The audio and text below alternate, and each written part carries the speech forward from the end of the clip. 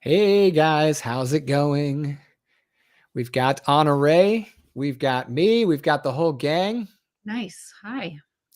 I was trying to figure out how to get my screen to do the right thing. Did you like the fancy intro kind of Yeah, I don't know what music? that was. I felt like I was on a game show or something. Do, do, do, do, do, do. Yeah, that's the only one that doesn't have numbers on it, like a countdown. Oh, I see. Yeah. All right. So at Fair least enough. that I could find on Restream. So how are you doing today, Miss Honoree? I'm pretty good. I'm I'm I'm above ground. We just got done filming a Hi, ma'am. episode. I'm fantastic, Lucas. Actually. Um, I'm still as probably some people with us are reeling from daylight savings time. This is really the first year I can recall just being on the struggle bus with what time is it and when am I supposed to go to bed and why is it light outside now? I'm used to it being dark. I don't like it. I would like to introduce legislation, right? Like, can we Again. can we please not change the time forward and backwards? Must we do that? Whose idea is that? Who's behind that? Who's making money from that? We got to follow the money, right? Who's Yeah. That is true. yeah. It is you and I were reflecting on this in another video, but this is the first time it's really impacted me as well. And I think part of it was just like I'm so programmed right now to do what I do when I do it that when I broke away from that for just a little bit, it was like, you know. Well, they took away an hour. I think if they gave us an extra hour, we would be, they give us an hour and they go, here you go. Here you go. Here you go. Oh, nope, you can't keep it. Give me that back. Yeah. Somebody wants us to be tired right now, Lucas, and it's working. Yeah, you guys go ahead and let us know if you're on the struggle bus for this as well as us. I'm almost asking just because I need to make sure it's not just, like It's not just us. yeah, make Oh me no, I've feel talked to better. other people. I've had my cranky pants on all week and I've expressed my displeasure. The cranky Not pants. just us. Yeah. So we've got a really interesting topic today. Yeah, we do. Something that matters a lot to entrepreneurs. Well, anyone really in business, but specifically in our world of work. Yep. We see this quite often. And before we dive into the topic at hand, which is, nice guys finish first kind of mentality about like doing the right thing at all times and being a good person to people, human contact, being in the positive, all those good things. It's kind of fitting that our episode is sponsored by Helen Bullen's Commit to Achieve course, because could you get a better example of someone who like lives this? No, you really couldn't. Nope. She is really a kind, good, also hilarious human being. Yes. Yes. She really is. And she, that she created the Commit to Achieve course to help people kind of overcome some of the barriers to achieving the success in their business that they've been looking for. And she takes you through how to commit to your goals and objectives in your business in the course, Commit to Achieve. And it's fantastic. So we're super excited that Helen has shared that course with the Empire Builders MasterClass. And we'll drop some links in the show notes. But Helen, if you're watching this, thank you so much for sharing your knowledge with everybody. We've got Pops in the house. Hi, Pops. Hello. We went from Mr. Marino to Charlie to Pops in like one weekend. I mean, no disrespect. Hello, Charlie. No. He actually is very happy to be called Pops. Oh, good. It's a term of endearment in our family. So yes, I like it. Yeah, I like it. I think it also, not to get too into entomology so early in our conversation, but it's the you can tell where people are from based on the words they use.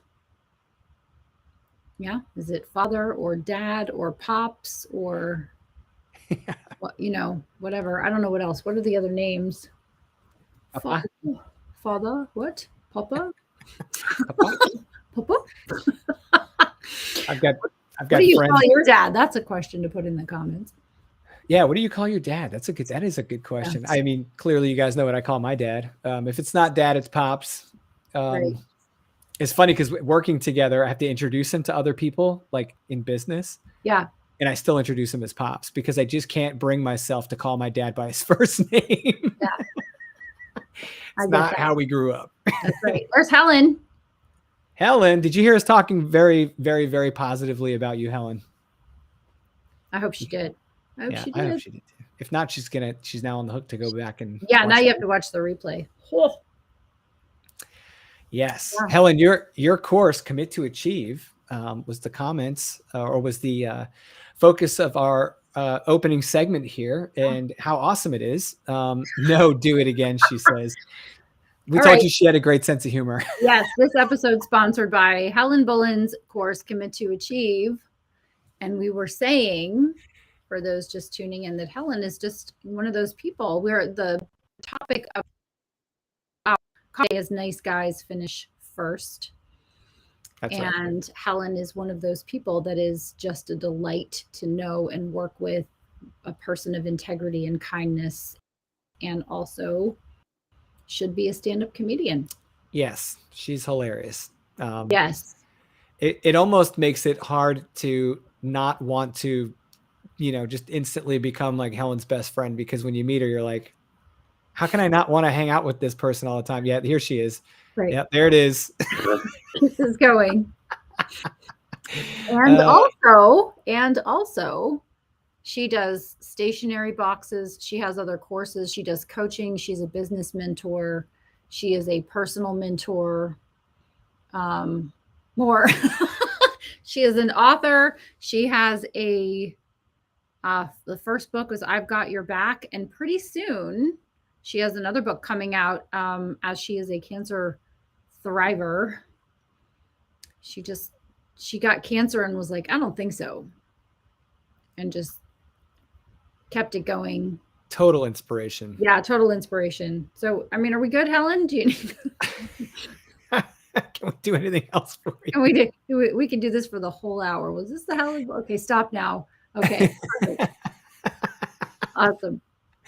So, I mean, well, Helen, it was just fitting that, not to make comment about your head fitting through the door, but it was fitting to have your course as the example. Yep. And your personality as the example is what I was trying to say, of the right kind of person to do business with and to interact with as a professional in an entrepreneurial space. And the whole episode today is about being a relationship-based person and doing right by people and doing good things as an entrepreneur. And there are a lot of people out there doing good things, but they're maybe not taking the right approach. They don't necessarily mean bad, but they don't come across the way they actually probably want to. The way they think they're coming across. Right, exactly. Sure. Because, and I'm not saying that, I'm the perfect guy to work with or that the perfect client to have. I've had coaches that would tell you that there were times when they wanted to hug me and there's times when they want to choke me. But I've always prided myself on being the kind of person that they can say, they enjoyed working with in the end, right? Because it's a good person to them. And I'm only throwing myself out there to say that I've also had times where people have told me that we're not the right fit. And I've actually let clients go before because I didn't feel like we were a good fit. And it was something to do with either our personalities not aligning or something to do with the way we were conducting our business. And Honoree, you and I had spoken before the episode about what people say to you and versus what people say about you. And can you kind of open that door a little bit and talk a little bit about why that's important? Yeah, well, I want to give a shout out to Jen Pisano, who is also another person who's just fantastic to work with. But there's something that I have heard said, and I have said it, which is what you just said, to paraphrase. It's not what people say to you about you. It's what people say about you when you're not around, right? Mm-hmm. Because, and we're going to go right into The Godfather right now, right? We're going to just make a left turn at Hollywood cinema and say, are you a friend of mine, or are you a friend of ours, right? So that's a made guy reference, right? You want to be a made guy. You want to be the person that when you're not around, they say, this is absolutely the person you need to work with. This is the person who has your back, who is a relationship person. They're not a transactionship person. They will take good care of you in whatever form or fashion. I love making recommendations of people. I wholeheartedly endorse people that are relationship people. And I like talking about people behind their back and saying great things about them. It's really hard when someone wants to ask me about someone that I can't wholeheartedly endorse. That's really such a bummer. Yeah, that really is. Yeah. Because they might produce great work, but there's something that's going on with their business or the way they conduct themselves that precludes you from wanting to put your name on that referral. Right. And here's why. Because I would never want someone to call you and go, you referred me to Honoree and she was terrible. Mm-hmm. I would hate that. That would just be such a bummer.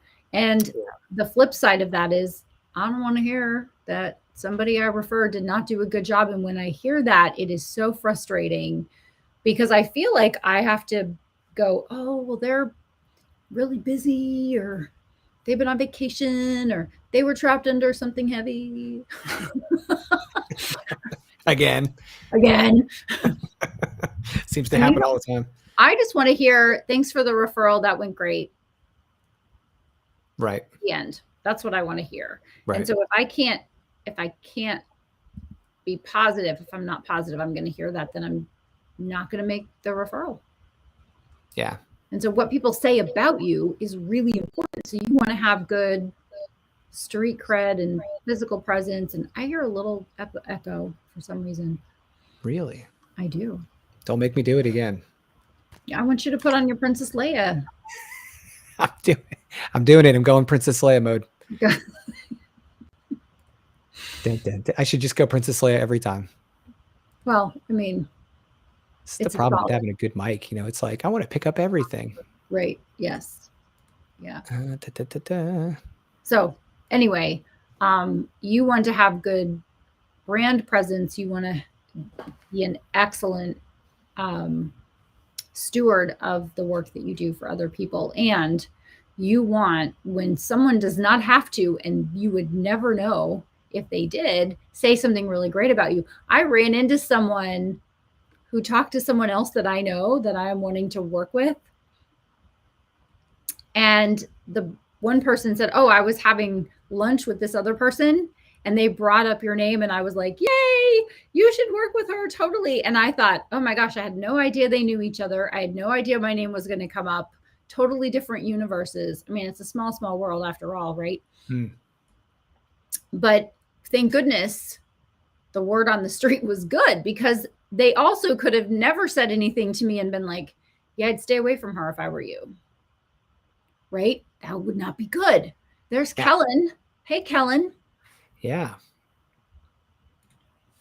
And we did, I'm assuming this is Jen because of the stars at the end. Jen, that's nice by that you can use the icon too, so you don't have to worry about typing your name every 5 seconds, but love it. Thanks for the referral. That went great. The end. It's perfect, right? Yeah. It was, it's funny because I've had to contact friends before that maybe something didn't go smoothly. Right. Someone else asked me to talk to them because they know I care about them. They're like, hey, maybe you should reach out to this person and talk to them. Right. And I'm happy to be entrusted to do that kind of thing on behalf of that kind of friendship. However, it's a little heartbreaking because you know how good someone is and you know that they mean well, but they can come across the wrong way or do something by habit the wrong way, or maybe they don't even know they're really doing it and you just have to be able to bring it to their attention. So I think, being a good friend to other people is kind of like a requirement. If a buddy of yours, guy or gal, is finding themselves in a situation where maybe they're starting to fall down a transactional road because they're so wrapped up in the business side of things. I've been there before where I just step back after a phone call and go, what did I just say? Like, I didn't mean to be so pitchy or salesy in that call. I feel that way. That's not relationship based type business that I try to manage. Right. That person might walk away, and you know what? They're probably not going to say anything bad about me publicly, but they might say something bad about me in private, or maybe not bad, but not super favorable. Right. Well, and nobody's perfect. Everyone has their day. And oh my gosh, I'm laughing right now. Jen. I didn't even mean to click on that one. That's funny. Jen, that's awesome. Literally saw it when it came on the screen. Hi, Renee. There's Renee. Renee. Yeah. So you don't want to have conversations with people because they're underperforming or not performing or are being perceived in a negative way. No one wants that feedback, and no one wants to give that feedback for sure. So you want to make sure that your marketing game is really strong and your brand game is really strong and your content game is really strong, that you are a relationship person versus a transactionship person. And I don't think anyone would say, I'm just a transactional guy, or I'm just a transactional gal. I don't really care about people, although I'm sure people say that, right? I'm sure there are some people that say that, but I think most people would say, oh no, I'm totally about the relationship. But you and I know at least a few people that we would say, based on results, and this is how you always know, right? Based on results, you can tell what someone's committed to. Nothing else tells the tale. Like, are you committed to X, Y, and Z? Are you committed to quality? Are you committed to the relationship? Or are you committed to the transactionship? The governor, the measurement is always, what are the results that you're getting? Right.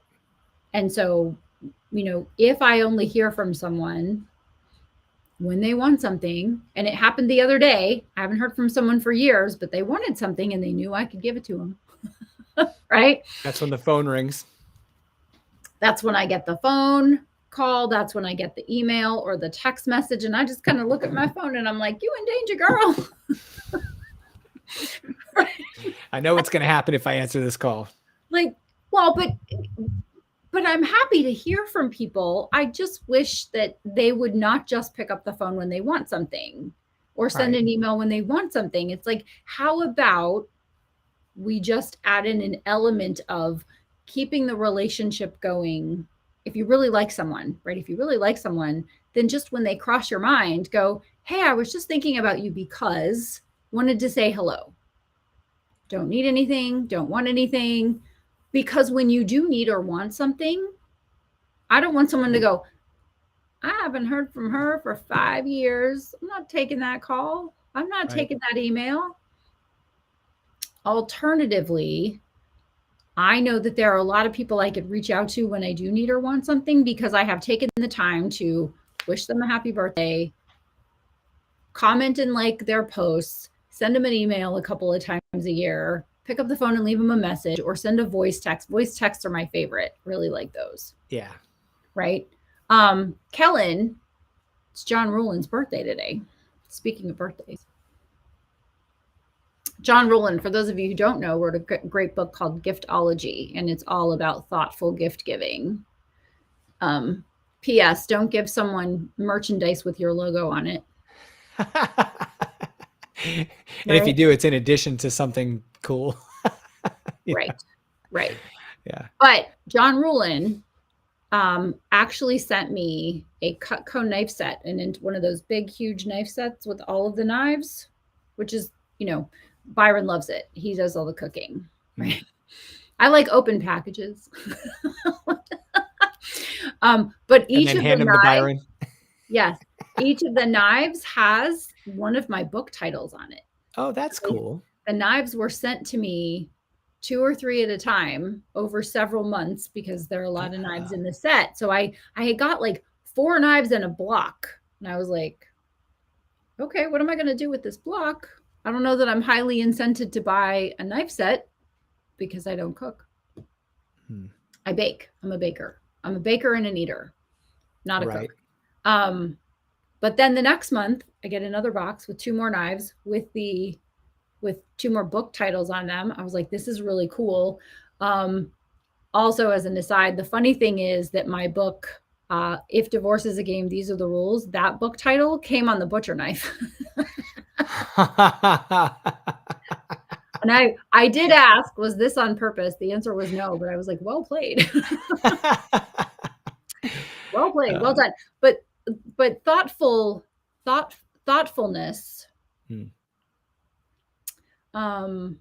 and being thoughtful, it doesn't necessarily have to be gift giving. Sometimes it can just be a card. Sometimes it can just be a text message.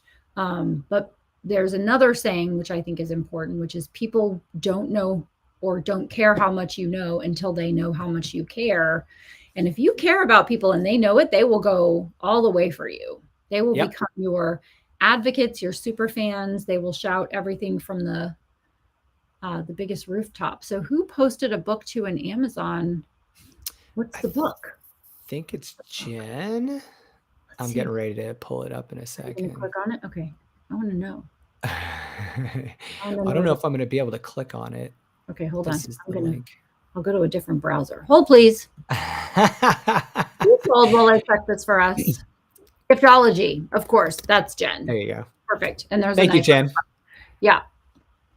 Giftology is a wonderful book about gift giving and thoughtful gift giving, and when to send something and what it is that you can send. And it doesn't have to be a lot, right? I mean, sometimes it's very simple and easy to make someone really happy by getting them something that they would love and use. And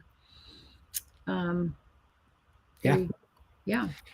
So I mean, the whole transactional thing was interesting to me to kind of contemplate, because there's times when I really want a transactional experience, but it's not because I don't like the person, or because I know, which is like, okay, you get it, right? It's like, yeah, just hurry up and get out of here, right?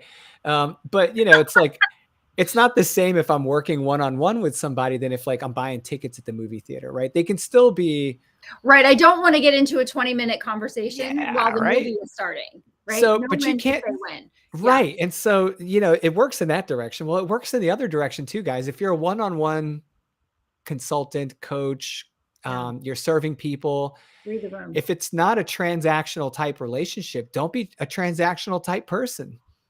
If that's not the nature of the work, you have to fit the nature of the work. And if you're just not down for that, I don't think coaching is probably the best career choice for you.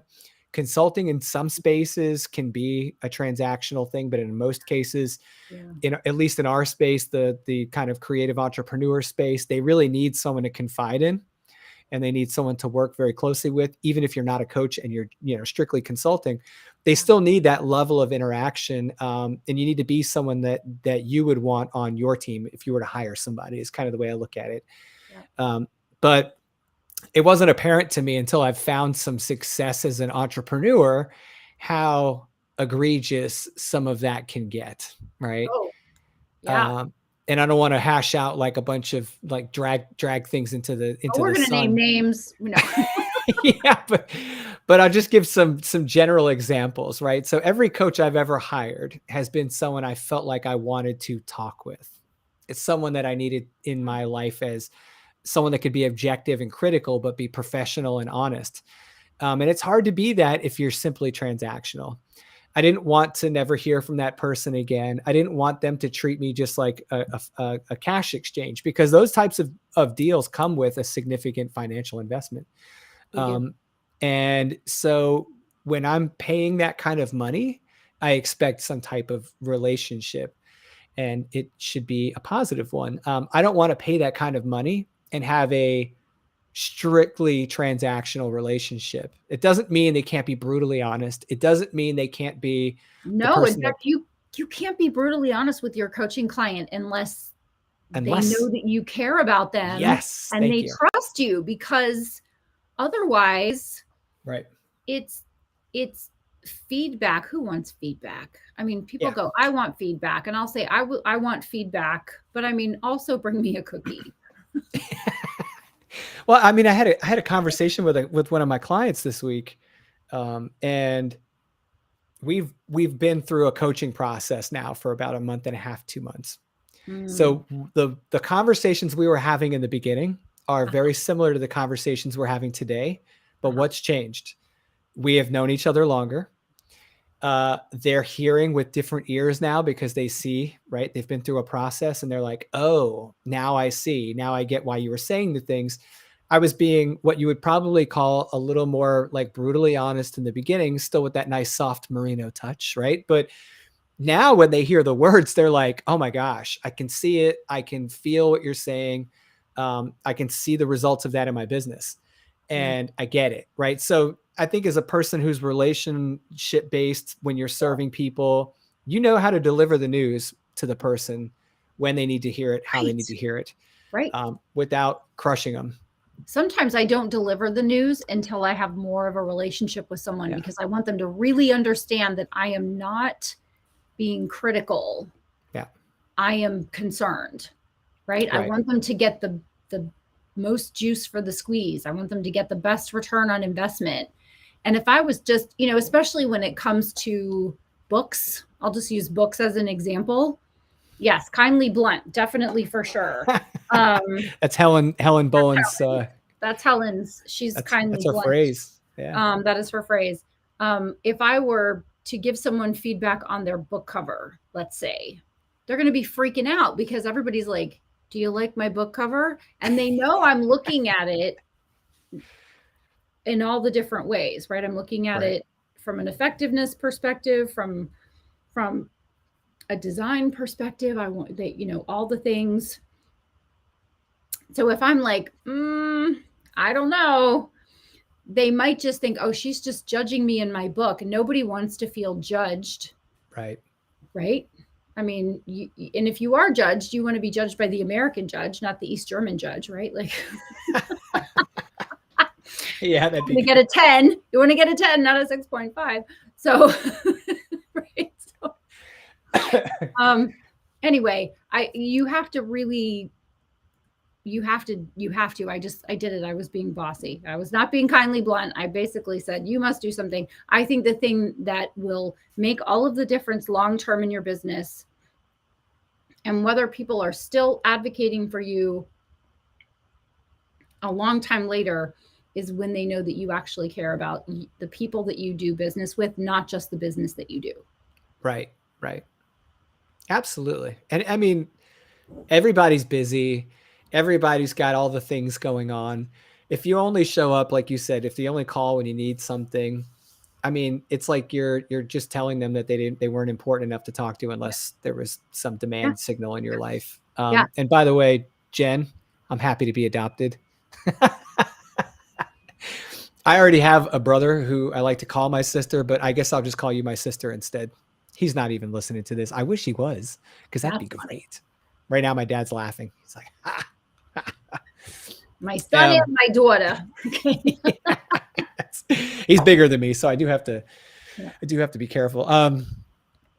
So when we talk about like setting a standard in behavior, right? So you're kind of like, if you're working with people, you're kind of showing them how you want to be treated by the way you treat them, right? Yeah. And I really liked you and I were having a conversation earlier about how to set the standard in your business.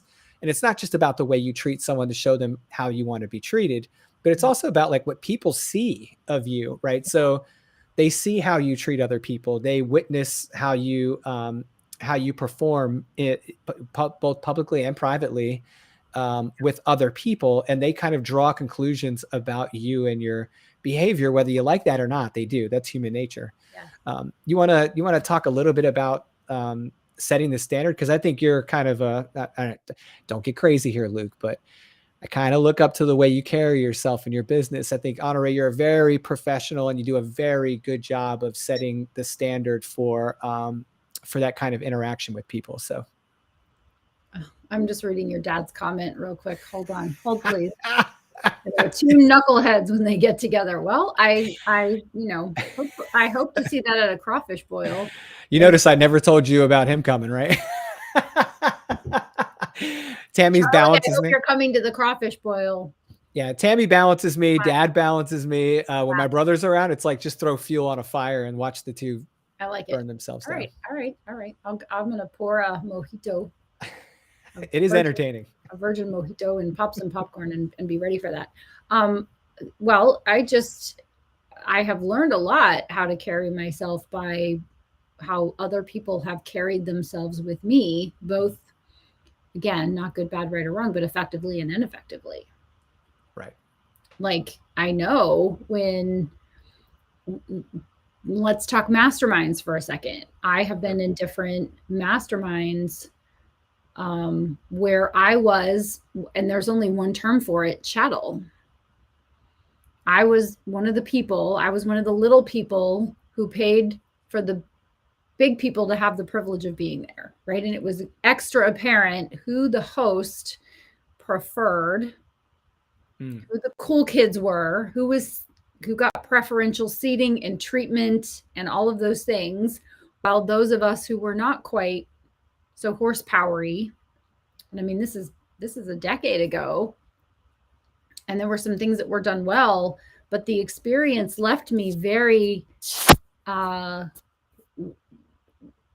aware and with eyes wide open about how I never wanted someone to feel in my presence. I never want someone to feel small or not seen or missed. And so that's one instance. I have worked with people who are world famous, like no household name type folks who are the most lovely and kind people. I have worked with people who would throw their grandmother down a flight of stairs to be world famous and make that apparent and are not quite as lovely. We love you, Grandma. Right. No, you're safe with us. No, we're harmed in the making of this video. And interesting to watch, right? Interesting to watch people who would sacrifice anything or anyone for fame or fortune. And noted what those interactions were like. And also the casual encounter, so that everyone always asks me, like, why did you first write a book? And I will say Mark Victor Hansen and I met at an event and we had a conversation that changed my life. He has no recollection of this conversation. And I know that because we have a mutual friend.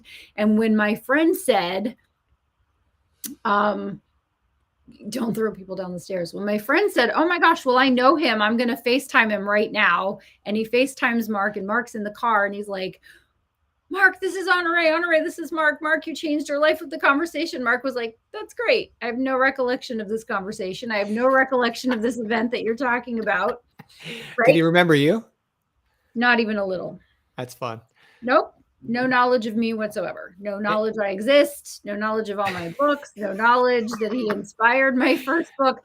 But here's the thing, is that also taught me, the first encounter and the second encounter taught me that you don't always know when you are interacting with someone that's the thing that's going to change their life. I remember someone liked a guy who liked me, and I'm a worker outer and a marathon runner. And so she went and got in really good shape. And then she was in a devastating car accident. And they said, if you hadn't been in good shape, you would have died. Wow. And so she sent me a message and said, you actually saved my life. You inspired me to work out. Right? Those types of things. I've had people say, oh, I met you in a bathroom at a conference and you were so nice to me. I have no recollection of that. So sometimes you're the person who is the person people remember interacting with. Always be kind, be nice, right? And sometimes you are the person who's interacting with the person that you admire or that you know of. And I also was at a Pro Bowl game in Hawaii, and I met a famous football player, and I said, I only had $1 bill on me. And my stepson at the time was a huge fan of this football player. And I was like, would you mind signing this? He's like, ugh. And he was just such a jerk. And no, I'm not going to say who it is. Can you tell me what team you played for? Just joking. No. Big fan. I'll tell you later. Yeah, there you go. Not your team. It wasn't a Giants player. It wasn't the Giants. Clearly not the Giants. Clearly, obviously, all the Giants players are extra lovely. That's right. But what I'm saying is, like, I remember that 30-second encounter. And he has no recollection of it. But No. to this day, when he's commentating on a football game, I'm always like, that guy's a jerk. What team and what position? Charlie, I'll tell you at the crawfish boil. There. See what I did there? See what I did there? Yeah, I see what you did there. He's going to show up at your house and you're going to be like, holy crap, the guy showed up. That's what he does. I'm glad. I'm waiting. I'm right here. I'm right here. Byron's downstairs right now. It was a pot of coffee. Oh my God, those two will be like two peas in a pod. I'm serious. Definitely. So anyway, by setting the standard for me means paying attention to when I've been made or someone's tried to make me feel little or insignificant or unseen. And also when people have, I'm asking Charlie. And also when people have gone out of their way to be kind and not been a believer of their own press. I have this little piece of my personal philosophy that says I give the same weight to you're amazing that I do you're terrible. If the person doesn't really know me. Because if someone's like, oh, you're amazing, I'm like, you don't know. Right. Yeah. You don't know. Yeah. Thank you. Really, yeah. Thanks. You. Thank you. But I can't be like, oh, well, this strange person who's read 30 pages of one of my books thinks I'm an amazing person. I appreciate that. But I don't walk around going, Byron, this person thinks I'm amazing. That's my husband. Like, if he doesn't think I'm amazing, then it's bad. Yeah. If he thinks I'm terrible, then it's bad. Yeah. But in general, I think people give too much weight to the opinions of the general population, just my opinion. But I do find that it's important to make people comfortable and seen, regardless of their position, whether or not they can do something for you today or tomorrow or ever. How do you find what other people say about the person you are in business with influencing your business decisions? Huge, huge. Wayne, that is so huge because it's a small world. Yep. I was on an airplane one time. I was on an airplane not to or from the city I lived in, and I ended up sitting next to a guy, and it turns out that his wife worked for one of my clients. He had nothing nice to say about this client of mine, who I knew was a really nice guy. But this guy was like, my wife's, and of course I'm poker face. I'm saying nothing at all. But I was like, it is a small world. Yeah, it really is. It's a small, small world. And you have to be really careful what you say about people and who you say it to. Yep. Because your friend today could be your enemy tomorrow, and they're going to turn around and run their mouth about what you said. So you got to be really careful about what you say. But also, Bob Berg, who is the author of The Go-Giver, has something that he's, whenever you're talking about someone behind their back, say only nice things. And I actually know two people in the Nashville area, and one of them just talks smack about this other person, just throws them under the bus, the worst person. And then that person was like, how are we connected? And he's like, isn't it this person? And I was like, I think so. Oh, I love that person. They are just the most wonderful person in the world. And I thought I was being punked for a second.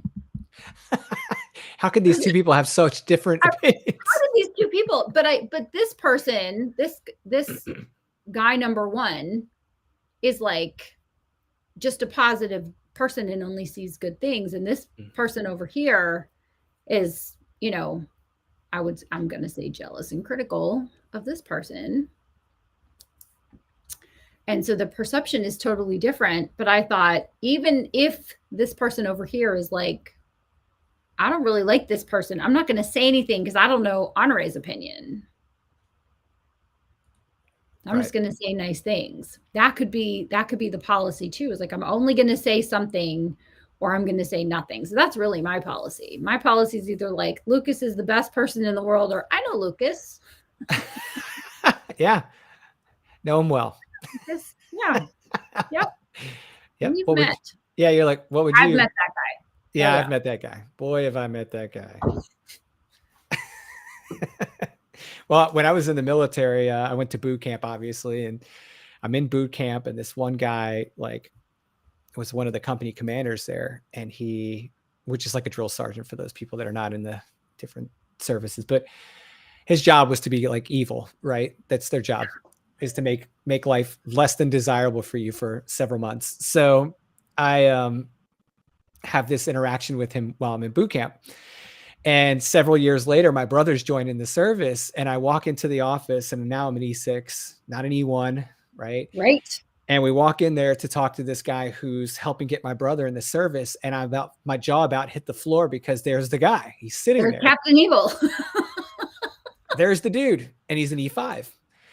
And I said, hey, you don't remember me, but I met you in boot camp, and we had a less than favorable exchange, even for boot camp, right? Like, you kind of lost your professionalism for a moment there. And he goes, oh, really? And he's like, tries to quickly change the story, right? And he's like, well, you seem to be doing really well for yourself. And I'm like, yep. And you're the same. And you're still in E5. You're right where you were when I left you the last time. Wow. And it's probably because of just your general behavior, the way you carry yourself, your moral and ethical. And I'm saying probably because obviously I wasn't there with him the whole time that we were apart. But it was a little eye-opening to see the change, right? Like, sometimes your position or your station in an industry or in some organization or whatever can have a lot to do with the way people perceive you. And I wasn't sure if that guy was really crazy or not. Turns out he's a really nice guy. We just had a bad run-in, but it turns out he was a really nice guy. Other things had actually precluded him from getting where he was wanting to go. But I guess the moral of the story is, like, you never really know who you're going to run into in the future. And if you tend to just treat people with this blanket approach because of who you think you are or who you don't think they are, you can get yourself in a pinch. And it'll happen over time, right? Like, so they say time heals all wounds. Well, sometimes time brings everything. Sometimes it does not. Sometimes it does not. Sometimes it brings things around in a way that call it karma or whatever you want, divine intervention or whatever. Same people on the way down you see on the way up. And I love that. If you're on the way down and you're struggling and you've been nice to people, all you have to do is call somebody and go, hey, I'm struggling. And they'll be like, what can I do? How can I, like, I have seen people go, this guy needs business. He doesn't have any business. He's struggling right now. Diagnosis. Lost a job. Something's going on. Like, everybody like runs to help. And I see people, Voltron. Yeah. How do we find work for this person? How do we find a place to live for this person? How do we support this person? What can we do? Let's circle the wagons. And other people are like, well, they're kind of getting their comeuppance. They're kind of getting their due. And they'll sit back and cheer. Some people are not kind that way. They'll go, well, that person wasn't nice to me, so I'm going to wish bad on them. Also, they might not have heard about the law of karma. But, okay, if you cheer for something bad to happen to someone else, then you're putting that out and it's going to come back to you multiplied. So be careful. But I think it's all. Thanks, Wayne. Thanks for hanging out with us, Wayne. Yeah, we're always happy to see you. I have to assume you're still in Egypt. It's supper time, I think, right? Or I don't know. I don't know what time it is in Egypt right now. I'm making it up. Go have something delicious, whether it's breakfast or dinner. I love that you bring up the example of somebody falling on bad times and needing some help, and that there's actually like people that will step in to help you in this industry. Because I get this sense that, especially for solopreneurs, that they feel like they're alone, right? They don't have that network. Oftentimes when I talk to other veterans, they lament that we lost camaraderie when we left the service. We lost connection with people. They can't imagine being in the shoes of an entrepreneur because they feel like that's such at the far end of the spectrum. And the reality is you still build your network. You still build a group of people to love and embrace and support you in what you're doing. It's just different. You have to build it through developing relationships over time rather than being given orders to be stuck in a ship together. Right. I was going to say your command isn't your isn't assigned to you. Yeah. You don't get orders like show up and these are the people that you're going in the foxhole with, right? You have to find your people. But when you find your people and you say, look, I'm having a time of it right now, or this is what I need, people rise to the occasion. In fact, a lot of times you don't even have to ask for it. Right. I don't think you asked for everybody to buy your book, or right? They just kind of go, when's your book out? I'm going to buy it. Oh yeah. Like I was floored with the results of my launch because I just was genuinely surprised by how many people supported it. And it has nothing to do with anything other than every one of those people that left me a nice review, I have a relationship with. Yeah. Now the book is great, but I know the book didn't do that work, right? Like the relationships did that work. It could be a great book and no one could leave a review. Yeah. Well, you're doing better. Your book is doing significantly better than this book I was watching and have been watching that was launched. And big advanced reader team, all the videos, all the emails, and like 4 days after launch, there are 4 reviews, which is not good. And I bet it's a great book. Just making an assumption. Just making an assumption that it's a book that's well done. The art is good. The artwork is good. The cover is good. The book description is good. I've definitely kept an eye on it. Yeah. And now we're up to 5 reviews. There you go. March 9th release on the book, 5 reviews, and it's the 16th. That's not good. That's not. It's less than favorable. Right. It's yes. And it's certainly not what the author expected based on what I saw and read. So it's a little bit heartbreaking for me on behalf of that author, because I do never wish. English is my first language. I don't wish. We could say you spoke it, you didn't write it, so you're forgiven. Right? Everybody needs an editor. Apparently I need one like standing next to me while I'm talking. Where's Karen Hunsinger when we need her? Where's Karen Hunsinger? I don't know. I never wish for anyone's book to fail. I always want people to have a magical experience with their book where it just gets wings and flies and does really well. So something just occurred to me because I was trying to think through like, all right, what points have we not discussed or maybe touched on briefly that would impact entrepreneurs that are watching this, people just like us. But I think one of them is like, I love the fact that because of the work you've done, the work I do, the work that we do as entrepreneurs and the way we do it gives us the freedom to have certain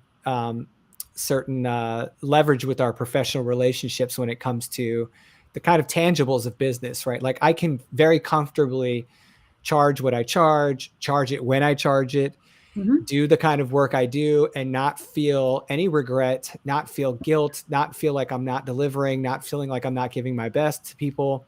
And I feel like if you stray away from the honest relationships, that starts to creep in. You start to lose the ability over time because things will catch up to you.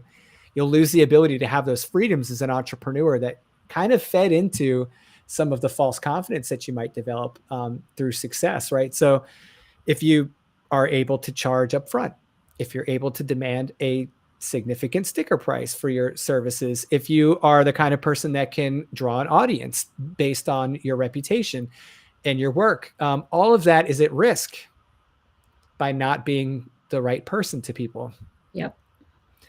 So it's just very detrimental to the health of your long-term success and you kind of lose the right to be able to do those things with and for other people because of a loss of reputation, right? Yep. I think when in doubt, take the royal family stance and say nothing. It always works. Rest really well, smile, and march on, right? That's right. Keep calm and march on. Charlie says, what I tell all of my students is I can teach you the information and how to manage a project, but I can't teach you personality, right? We establish our reputation the first interaction we have with people. Yeah, I mean, it really is. First impressions matter.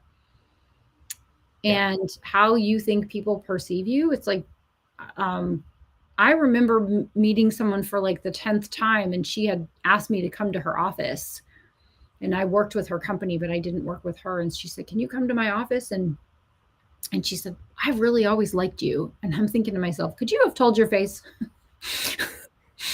because every time I interacted with her, like I would like go with her in the hallway, and she would like seemingly go the other direction. And I guess she just was, did not have that kind of a personality that, very professional, very reserved, all those things. But it's like, if you like someone, smile at them. Yeah. Hi, nice to see you. Something, anything. It works. Yeah. But it would be so nice, Charlie, if we could order a personality from Amazon and just have it delivered to someone. I told you the story. I was rarely ever discriminated against in the military, but I was in a brief with some very senior officers at headquarters one time. There's like captains and admirals in the room. And this one commander says, Lieutenant Commander Marino, what office do you represent? And I said, Office of Naval Engineering. And she says out loud in front of everybody, imagine that, an engineer with a personality. And they all laugh. And I was like, I can't argue with you, but like, it's just like that reputation that you as an individual, and that you as Renee is going to take offense to that as an engineer. She's going to be like, wait a minute. Because she's probably laughing. We deal with that the whole time, well, some people have a personality and they don't let it out. They think from a professionalism standpoint, they have to reserve it. Oh, that's such a good point. But I do a little bit too. When I'm first getting to know a client, I want them, we're doing a book. This is very serious. Books are very serious. And I try to just say, I take your book seriously, but I don't take myself too seriously, because given the right conditions, I'm going to trip over something and land on my face. Sure. It's going to happen. It's inevitable. Probably going to happen. I'm going to drop something. I'm going to run into something. It's going to happen. Super, super possible. No matter how many lunges and stability exercises I do, I'm a giant, right? So it's like, it's a long fall. It's just going to happen. You are a tall person. I'm tall. Yeah, it's just going to happen. It's totally fine. But I don't take myself too seriously. I take what I do seriously. I take my commitment to things seriously, but kind of go, what are you going to do? That's great. I think we should talk about referral fees, but maybe we should save that for our next live, right? Yeah, let's hook them. Let's throw a little hook out there, though. Why is that important? I mean, you're 100% correct. It's like, that's a substantial amount of income for some people. Sending it or receiving it, or both? Both. I mean, some people, they make a very nice living off of referral fees because they're referring good people with certain level of services, right? Yeah. So I think, well documented, and it's widely known, if not well known, that I pay referral fees and affiliate fees for business that people send to me. And I was sitting with a guy who his ideal client and his client base is my ideal client base all day long. And so he refers people to me all the time. And I'm very upfront about it. If you send business to me, I'm going to send money to you. And the only asterisk to this, because I think this is important to say, is I'm going to send money to you unless you're a jerk. Then I'm going to take the same money that you would have gotten, and I'm going to donate it to either Family and Children's Services or Rotary. Because you still put it in circulation. I still put it in circulation because I believe in that. But every so often I'll get, some kind of an attitude. So I just go, all right, well, it's not required. Don't send me an invoice for the referral fee, right? It's not a bill. I want to put it out there and I want to send it. So that's the caveat for it. But I think it's important because a lot of people live in the world of, it's a zero-sum game. If you're successful, I have to be unsuccessful. A lot of people live in the world of like, everything that comes to me is mine. And I am a firm believer in that. If someone puts money in your pocket, put money in their pocket. Take a portion of what you've received. It's a reasonable amount. So for me, if it's a service-based fee, it's 10%. If it's like a course or something like that, I pay more because the work's already done. It's just basically awesome income, right? And Right. so there's a little bit of service I have to provide, but I can pay a bigger referral fee. And so this guy I was talking to, he said, I have put millions of dollars in the pockets of people. I've made introductions and they've done businesses together and I've made them millions of dollars. And not one person has ever sent me so much as a Starbucks gift card. Ah, that's And crazy. I said, well, there are ways to encourage that to happen. And I think we can talk about it next week, but just to give someone a line of sight, it's like you're creating a problem, you're creating congestion. So the problem is a lot of times congestion, hoarding, holding on to things that you don't need. And the antidote to that is circulation. And so the way to kind of keep that going, and also who's going to work hard? Like he's already like referring me people because he's like, this is cool. Yeah. Right? He's like, incentivized to do this. The aspect of this is really cool. Right now, if I were not good at what I did, I had a bad reputation, I had, blah, blah, blah, right. He's not going to refer anyone to me because he doesn't want to hear from his bougie clients that I did a bad job. So that's not going to happen. But he's working very hard and it'll be very fun to send him a red envelope with referral money in it. I am old school. I send a check. Yes, you do. Yes, I did get a referral fee from someone. And so this is the part that I wanted to share is when I talk to someone and I say, I'd like to refer business to you. And I just want you to know, if you are a person who refers business, I pay a referral fee. And people find this fascinating because they're like, I've never thought of this idea. This isn't something that I do. And so I had talked to this gal and I had referred her clients. And so she said, I don't have any checks. I'm a millennial. She said in the most millennial way possible, can I please send you Venmo? You're like, yep. How can I send you money electronically? I'm like, well, how you send it to me is totally your choice. I'm going to send you a paper check because I want to send a thank you. I want it to be a big deal and I want it to be received with the reverence with which I send it. So anyway, I think we should talk about that next week, but that's what we're doing. I'd love to know if people pay referral fees, if you thought about paying referral fees. Obviously you're just, you don't have to necessarily do it if you're in a profession that prohibits it. If you're a fiduciary, that's obviously, but if you're an entrepreneur and somebody puts money in your pocket, send them a thank you. Even if it's not a percentage, right? Even if it's just $100 or $50 or something, like I encourage you to give in the measure you want returned to you multiplied. However, if that's rough, give it a try and watch if you don't then see more circulation come your direction. So there's the challenge for the week. There you go. And we could wrap some affiliate conversation in there too, because we will. It's a great way to kind of formalize that relationship. Yes, 100%. With your business. And I'm always advocating for that with my course creation clients because I love to see it in action in my own business. And I'll tell you guys, there's times when that saves my bacon. Like I've got some affiliate partners that are just super active with promoting and bringing people to the table for courses and other events. And there's times when those people will outperform me or other people that are involved in selling products. And I'm like, wow, like to not have that would be crazy. Yeah. Right? Yeah. Well, we'll talk about not only what to do, when to do, how to do it, why to do it next week. So awesome. So we've got some Rambo action. Yep. Obviously. Says she likes it. Yep. We like you. Thanks, Renee. Yes, I'm sending referral fees. Yep, that's Jen.